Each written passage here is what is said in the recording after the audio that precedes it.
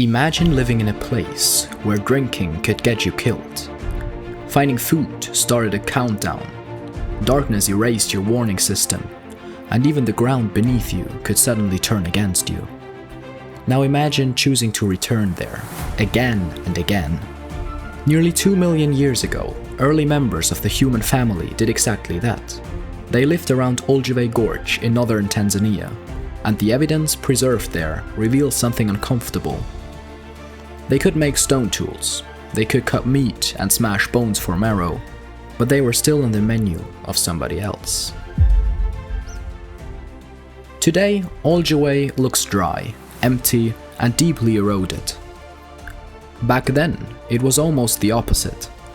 A shifting lake basin filled with rivers, muddy floodplains, grassland, wooded margins, and dense wetland vegetation. That sounds like an ideal place to live. Water, animals, plants, plenty of food. And that was precisely the problem. Every creature needed the same limited resources. Herbivores gathered near the water. Predators followed them. Scavengers followed the predators, and early humans were pulled into the exact same narrow zones. So the safest place to avoid predators was away from the water. But this is also the place where you die of thirst. These were not modern humans. Homo sapiens would not appear for well over 1 million years. Olduvai was occupied by early hominins, including Homo habilis, one of the earliest known members of our genus. They were not helpless. A sharp stone flake could slice through hide. A hammerstone could crack open a leg bone and expose the calorie-rich marrow inside. But here's the difference between a tool and a weapon. A stone flake was brilliant once an animal was already dead, but it did almost nothing when something attacked from behind. And the first major threat did not need to chase anyone, it could simply wait. Olduvai was home to an extinct horned crocodile named Crocodilus anthropophagus. The name translates roughly to human-eating crocodile. That's not a nickname invented for a horror story. Researchers gave it that name partly because hominin bones from Olduvai preserve damage associated with crocodile feeding. We cannot know whether every individual was attacked alive or scavenged after death, but the result is the same. Crocodiles in this landscape consumed members of the human family, and every group still had to approach the water. Picture the choice. The riverbank is open, so you can see farther. But that also means there is nowhere to hide. The surface looks calm, but a crocodile can remain almost invisible. Waiting feels safer, yet the longer you wait, the thirstier and slower everyone becomes. The water keeps you alive, but the water also forces you within striking distance of the thing most capable of killing you. At least the crocodile had one limitation. It stayed close to water. The next predator could follow you almost anywhere. For years, Homo habilis was treated as a turning point. It made tools, it butchered animals, it ate meat.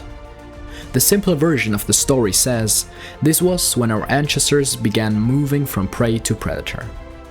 Then, researchers examined 2 Homo habilis fossils from Olduvai, known as OH7 and OH65. The bones carried tooth marks. In 2025, researchers compared that damage with marks produced by crocodiles, hyenas, lions, and leopards. The best match was a leopard. Think about that. One of the earliest tool-making humans could cut another animal apart and still be carried away by a cat. The stone tool had changed what Homo habilis could eat, but it had not changed what could eat Homo habilis. And once the group found meat, the situation became even worse. A carcass was not a private meal, it was an alarm ringing across the landscape. The first cut released more smell, breaking bones made noise. Birds circling overhead could advertise the location from a distance. Every extra minute spent removing meat or cracking marrow increased the chance that something stronger would arrive.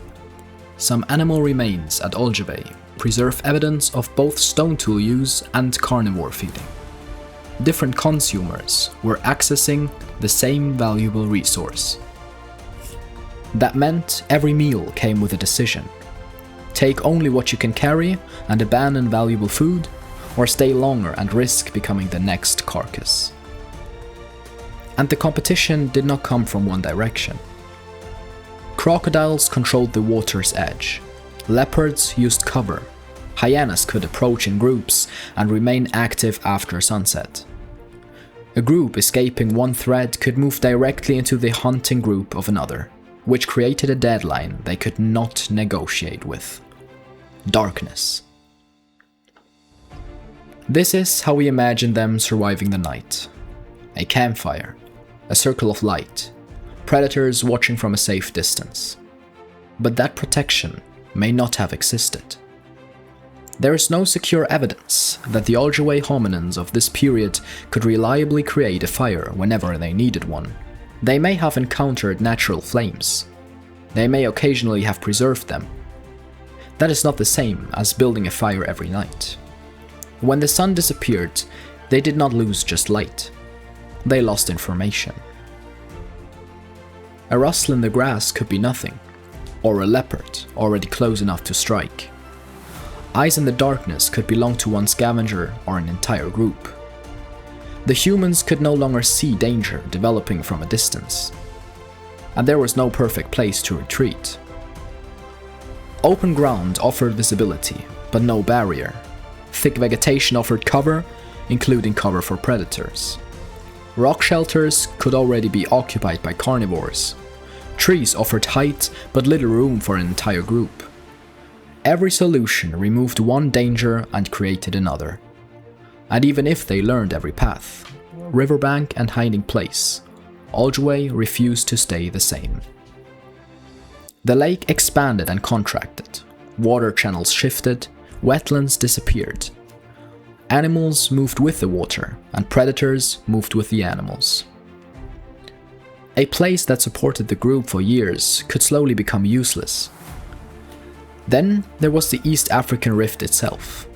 At one Olduvai site, researchers discovered an ancient occupation surface that had been inundated and buried by a volcanic mudflow. It does not prove that a group died in the event, but it shows that even places hominins had occupied could be suddenly transformed and buried.